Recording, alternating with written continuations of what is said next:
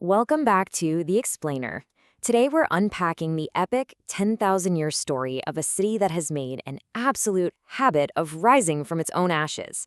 I mean, very few places on Earth carry the historical weight of Edinburgh, Scotland. We're going to see how a small patch of land that was relentlessly fought over, burned to the ground, and rebuilt somehow ended up producing some of the most vital ideas in human history. Okay, let's dive into this. Have you ever wondered how exactly a battered fortress, sitting on top of a literal volcano, managed to birth the modern world? Well, we'll be tracing the stubborn resilience from the very first hunter-gatherers straight through to the massive political debates happening right now. Part 1. The Fort on the Rock. Origins to the 12th century. Edinburgh's story really starts with its crazy geography, specifically Castle Rock. It's this dramatic volcanic plug where traces of humanity actually date all the way back to 8,500 BC. Eventually, a Celtic tribe established a stronghold up there called Din Eden. But in 600 AD, absolute tragedy struck. 300 of their warriors rode south to fight the encroaching Angles, and according to the surviving poetry of the time, only a single warrior returned. This devastating defeat allowed the Angles to just sweep in and take over. They added their word burh, which means fortified place, and just like that, the name Edinburgh was born. Now, the city took its defining shape later in the 12th century under King David I. By establishing Edinburgh as a royal burgh, he unlocked these absolutely crucial trading rights. He also physically laid out the sloping market street we now know as the Royal Mile, forcing merchants to build on these long, narrow, deep plots. If you've ever explored the dark, branching alleyways tourists love today, they're called closes, you are literally walking right through medieval property lines. Oh, and he also founded Holyrood Abbey at the bottom of the street. Legend says he did it out of sheer gratitude for surviving a charging stag. Part 2. A Crucible of Fire and Plague. The Middle Ages. So, during the Middle Ages, Edinburgh found itself caught right in the brutal crossfire of the Wars of Scottish independence. It was constantly under attack. Think Robert the Bruce's men doing a daring night raid at the sheer rock face in 1314, or the English literally burning the town to the ground during the burnt Candlemas of 1356. Yet the city always rebuilt. In fact, wealth from the nearby port grew so fast that a visiting French chronicler shockingly dubbed this battered, fire-scarred town the Paris of Scotland. Pretty glamorous title for a place that was constantly on fire, right? But that massive growth forced an incredible architectural innovation. See, trapped on a narrow ridge between the castle and the abbey, the city just couldn't build outward, so it built upward. Tall, multi-story tenements shot up along the Royal Mile. Some of these early medieval buildings reached a staggering 14 stories high. It basically made Edinburgh one of the very first vertical cities in all of Europe. Part 3. Turmoil, Queens, and Explosions. The 16th and 17th centuries. Now, what's really interesting here is the sheer relentless chaos of this era. It started with King James II, who made Edinburgh the capital, but was then bizarrely killed by his own exploding cannon at just 29 years old. And from there, it was nonstop. Within just 1 century, 10,000 Scots died at Flodden, which caused a total panic and the building of a massive defensive wall. Then Henry VIII burned the city for 3 days during the rough wooing.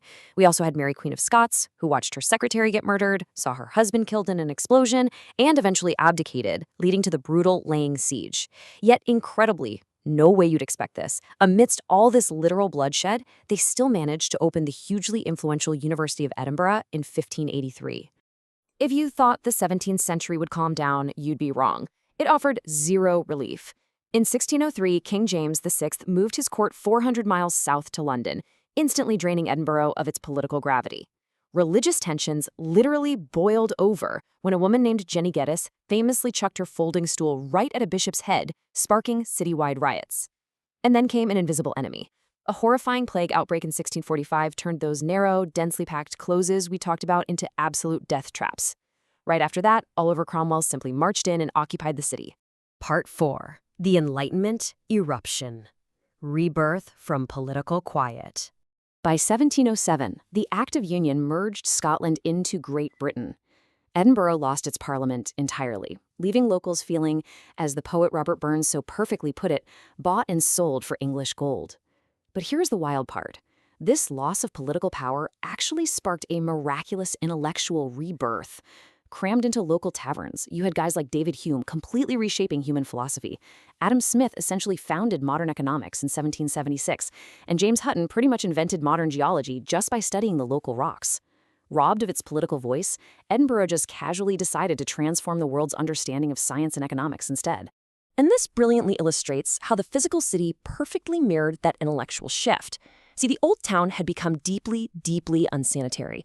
People were literally emptying chamber pots from those high windows into the streets below, shouting a warning cry of Gardyloo. To escape that mess, the new town was built to the north, starting in 1767.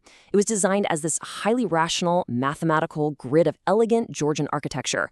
But it drew all the wealthy residents away, creating a very stark, very permanent divide between the rich and the poor. Part 5.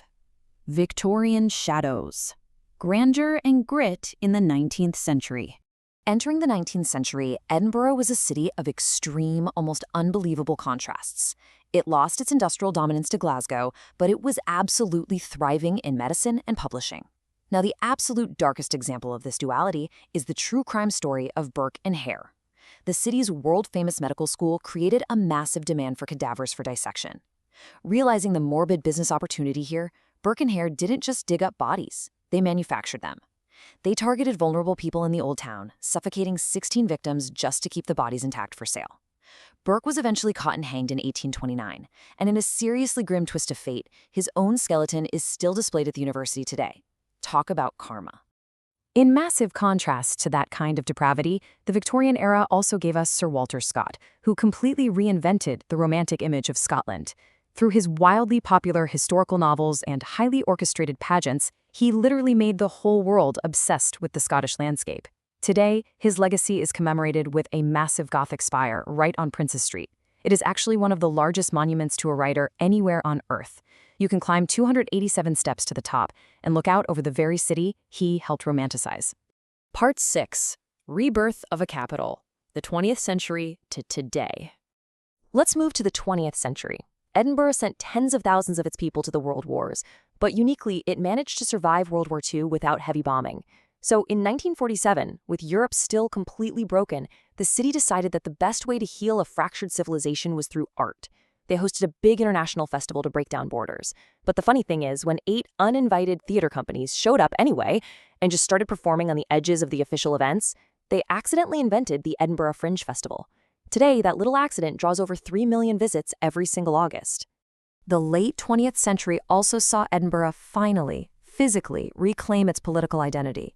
Following a major referendum in 1997, the Scottish Parliament was re-established after nearly 300 years of silence. They built this highly controversial, hyper-modern, permanent home right at the foot of the Royal Mile. Now get this. Going massively over schedule, it ultimately cost a staggering £414 million against an original estimate of just $40 million. And that brings us directly to the political realities of modern Edinburgh. The centuries-old debates about Scottish autonomy certainly didn't end just because they got a new building. The 2014 independence referendum brought this sharply into focus. As you can see, 55% voted to remain in the United Kingdom, while 45% voted to leave.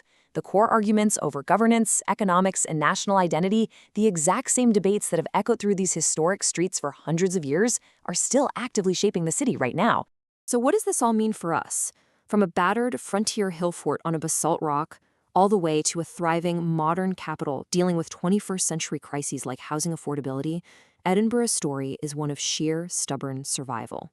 It remains a city of intense dualities, Old Town and New Town, grandeur and grit. The real question is, will this endlessly resilient city forever be balancing its incredibly heavy past with the demands of its modern future? It's a fascinating thought to leave you with. Thank you so much for joining me for this explainer, and keep learning.